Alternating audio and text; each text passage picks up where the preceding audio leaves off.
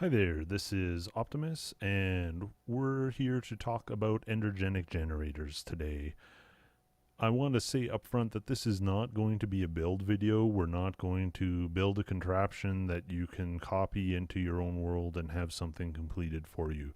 Unfortunately, because of the way these generators work, you really need to understand how they work and be able to troubleshoot them on your own, and that's the goal of this video.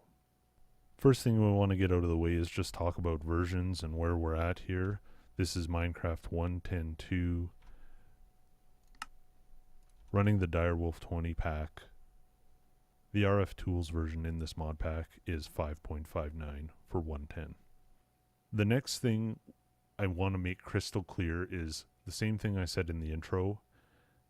Some of the things that I'm going to look at in terms of timings and examples, you are not going to be able to carry into your own world. In fact, I have even seen that from restart to restart, things change. Different chunks on the same world, things change. So the reason this video is being made is so that you can understand how to fix the problems that occur because of that. Let's talk about some basic info about Endergenic Generators really quickly. We can open up the manual directly from a generator on the ground here. Here's some story. What we're really interested in are these three states. These are the important things to know so that you can understand how to make an Endergenic generator setup work properly. By default, a generator is idle. It's just waiting. When it receives a redstone pulse from idle, it will enter charging. While in charging, if it receives an Endergenic pearl, it will convert to holding. This is the important information we need to know about charging mode. The most optimal time to capture a pearl is at tick 10. So this is our goal, is to make a pearl arrive at tick 10. The next important piece of information here is that when a pearl is received, charging mode immediately ends and the machine goes into holding mode. In this mode, it will consume RF. So the simple answer there is that we want to fire the pearl to the next generator as quickly as possible. In fact, we want to do that on the same tick that the pearl arrives. This will result in no loss in the maximum RF production. The other important piece of information is that for every tick you're in holding mode, there's a small chance that the pearl will be lost. The longer you're in holding mode, the less efficient your generator is going to be. That's it for the manual. Let's take a look at the environment really quickly. If you take an RFTools wrench and you either hold it in your hand or you put it in your offhand, you'll notice that we get some additional information in the world about the generator. This is going to be really useful for you. One of the important pieces here is we'll see that RF lost. That's useful to know. This should always be 0 if things are going well. And then in the last 5 seconds, you'll get a status notice in here to tell you what's going on if things have gone wrong. If the pearl is lost, when the pearl arrived, what charging ticket arrived on, and so on and so forth. The first important thing to consider when building an Endergenic generator is that you want to be contained within one chunk. Because of how sensitive they are to timing, if you cross a chunk boundary, you may run into synchronization issues, and they're going to cause you even more grief than running one of these in a single chunk. A simple thing to do, in this pack at least, anything with FTB utilities, you can press F9 and reveal the chunk boundaries. The first thing to understand about Endergenic generators is the amount of ticks it takes a pearl to travel from one generator to the next. I've set a bunch of generators up here in incremental distances just so we can get a feel for how this works. The first one, we right click on this, we can see that the originating generator is the red, the destination generator is the blue, and the current distance is 1 tick.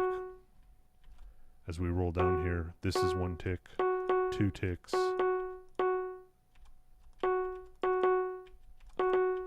at this distance it becomes 3 ticks. So it's not linear. but understanding the value that shows up on your screen is important. Here we have 4 ticks, and this is the maximum. This one we'll see that we'll need to select the destination, and if I try to make this, the distance is too far. So this distance here is the farthest you can put 2 Endergenic generators. With that in mind, let's talk about putting all of the timing together. What we need to do is we need to have a pearl arrive on charging tick 10, and we need to throw it immediately. Understanding that it's going to take us 10 ticks to charge the generator to get back to the point where we want to throw a pearl to it again, there are certain restrictions around building an efficient generator. Because the maximum amount of time it will take a pearl to travel from one generator to another is 4 ticks, we need at least 3 generators to make an efficient setup. What I've put together here is the simplest setup I could come up with, just to demonstrate the concepts. What's important to understand is that for every tick a pearl is traveling in the air, you're losing an opportunity to generate RF.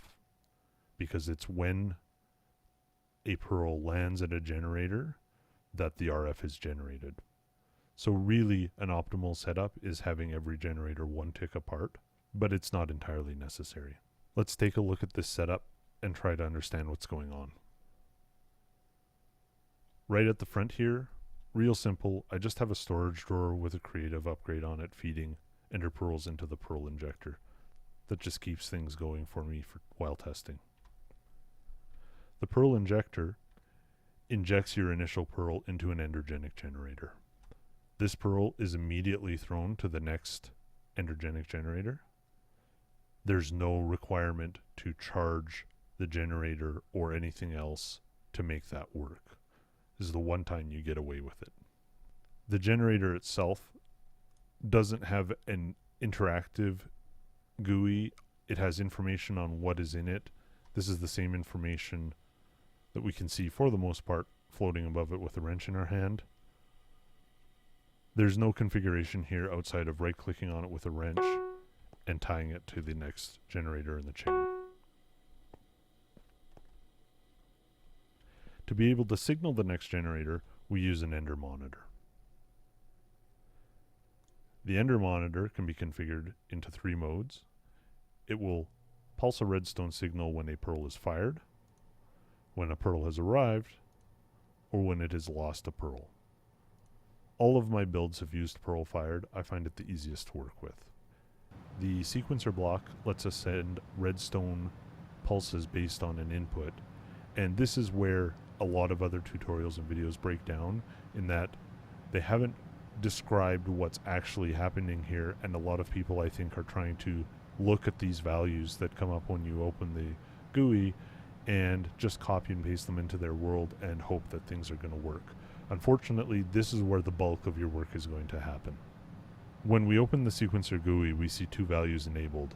Understanding these values is the biggest thing that's going to help you make a generator work and make one that you've built your own work well.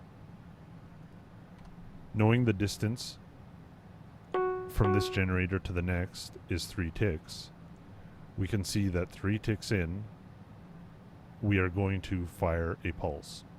This is going to throw the pearl from the next generator. The next pulse is to start the charging occurring again. The final modification we've done from a default sequencer is that we've set the mode to once to. This means that instead of when a redstone signal is received, the loop occurs once and continues. If a new pulse comes in, the loop is going to start from the beginning again. How do we get the redstone over to the next generator? We're just using RFTools wireless transmitters. This is channel 25. It comes over here to this channel 25. And we've repeated this setup 3 times in this generator. Here's receiver 30, and here's transmitter 30. This serves a slightly different purpose in that on our first cycle, we need to make sure that the Endergenic generators have started their charging before we settle into this cycle from these sequencers. So we send off one set of signals to start charging immediately on the Endergenic generator that's going to receive the pearl right away. Over here, we're waiting a few ticks to get going. And finally here, we have the sequencer waiting until an appropriate time to start the charge on the first cycle. Once the first cycle is completed, these take over. To show it in action, we'll just click the button, and we got really unlucky with an early pearl discard. The important info to observe here when the generator is running is that we see the last pearl at 10. That comment is telling us that a pearl arrived at tick 10. As I was mentioning earlier, that is the optimum time for a pearl to arrive. The other important value that we see here is that RF lost is 0. That means that the pearl is being fired onto the next generator immediately. We can look at all three of our generators and we see that they are all working. Last pearl at tick 10 and 0 RF lost. And we're getting about 4,000 RF a tick out of each generator. Again, it's important to remember that because of the travel time here, this is not actually very efficient. It's the most power we could get from 3 generators by themselves, but if we were using every tick to generate power instead of just travel through the air, things would be doing much better. To demonstrate how we can impact the timings, let's adjust this sequencer and see what happens. Remember, this is when we throw the pearl, and this is when we start charging. With this running, we're going to see a change on this generator that says the last pearl is at 9. So now we are not generating as much power because we have delayed the start of charging by 1 tick. If I set this back, we're going to see that the last pearl has moved to 10 and our RF per tick has gone up again. What if I adjust the first value? This is when we throw the pearl. This also brings up another conundrum in that if we place these back to back, we actually create a single redstone pulse. So understand that you always need to have 3 ticks for things to occur. Otherwise, you're sending a single pulse and things aren't going to work. So let's move this up and see what happens.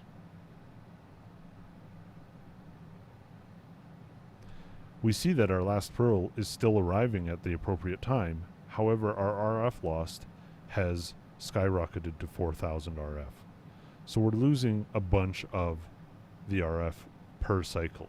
That's because this first value is when we throw the pearl, and we've delayed that by 1 tick.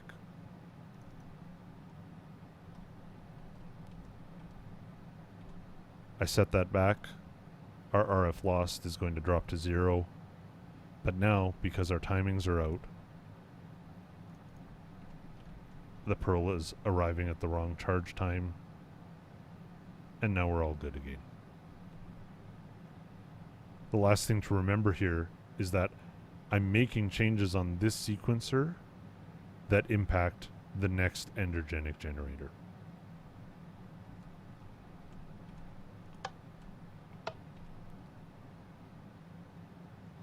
This is a single pearl running for quite a long time, giving us quite a lot of power, even in this relatively inefficient 3 generator setup.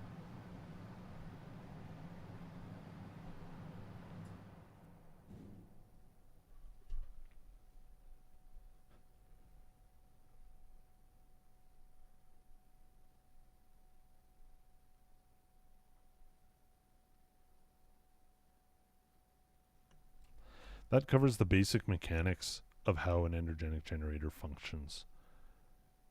Hopefully this video has helped you understand and allow you to build and troubleshoot a generator of your own rather than relying on copying and pasting a build out of a gallery or forum thread. If you've got questions or corrections, please feel free to leave them in the comments below. I hope you've enjoyed, and I hope this has helped. Thanks, and have a great day.